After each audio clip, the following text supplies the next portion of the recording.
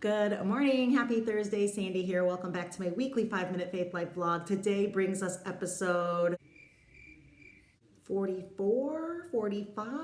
I am getting so bad at this. Hard to believe it's almost been a year worth of episodes. When I first started this, I didn't even know it was going to be a Christian journey per se. I had come back from a walk, and at the time, immigration issues were being drummed into our lives. And I was just trying to figure out how I can reconcile what scripture asks with just the world as we know it. How do we get everybody on board and feeling good about taking care of, about taking in anyone and everyone that just wants to come into the country? And I don't know if I ever really got to a solid answer on that, but certainly the world has moved on from that, hasn't it? Gosh, who'd have thought? But anyway, I'm not going to talk about that today. I wanted to talk about the Our Father. Every morning, I begin my day with prayer, and I begin my day with the Our Father. And it occurred to me this morning that sometimes when we're praying, I know a lot of Catholics do the rosary. I wonder how many times it's just muscle memory. Our mouths know the words and say the words, but we're not really engaged. We're not really present. Our minds are elsewhere. And for me, this week in particular, for some reason, whenever I get to the part that says, forgive us our trespasses as we forgive those who trespass against us, I am so present in those two statements. And it's really a wonderful thing. It's forgive us our trespasses. I am asking for forgiveness. I am acknowledging that only one judge, one ultimate judge, has the capability to give me mercy, to give me grace, to gift me grace and mercy.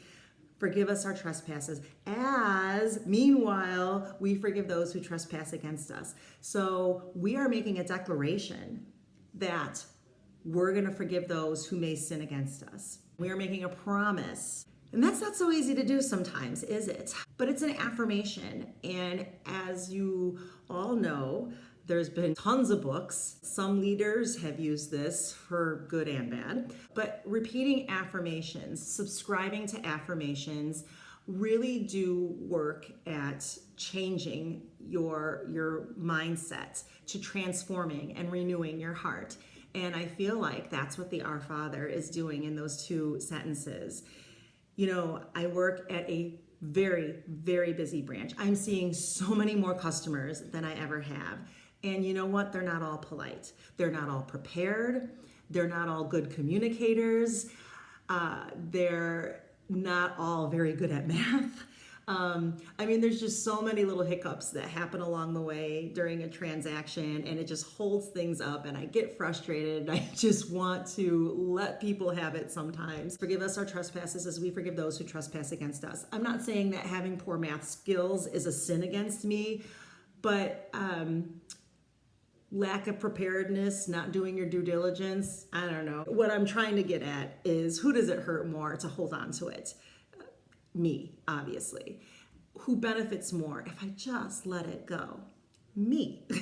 So that being said, scripture does ask us to hold one another accountable. So I suppose where it makes sense, you do want to try to lovingly, patiently, compassionately hold one another accountable where it's warranted. I don't know that the drive-through is the place, but anyway, I've just been thinking about that a lot lately. We're entering property tax season, and here in Chicago, if you live in Cook County, you can bring your bill to any Chase branch, regardless if you're a customer. So our extremely busy branch has gotten even busier. Anyway, so that's where I'm at this morning, and it seemed worthwhile to talk about forgive us our trespasses as we forgive those who trespass against us. God, we lean on you.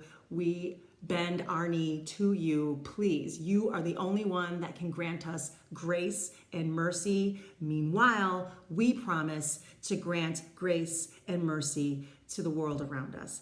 All right, have an amazing rest of your week. I hope I see you next week, not for my glory, but for God's. God bless, and bye. Bye. Nice stain in my shirt. Bye.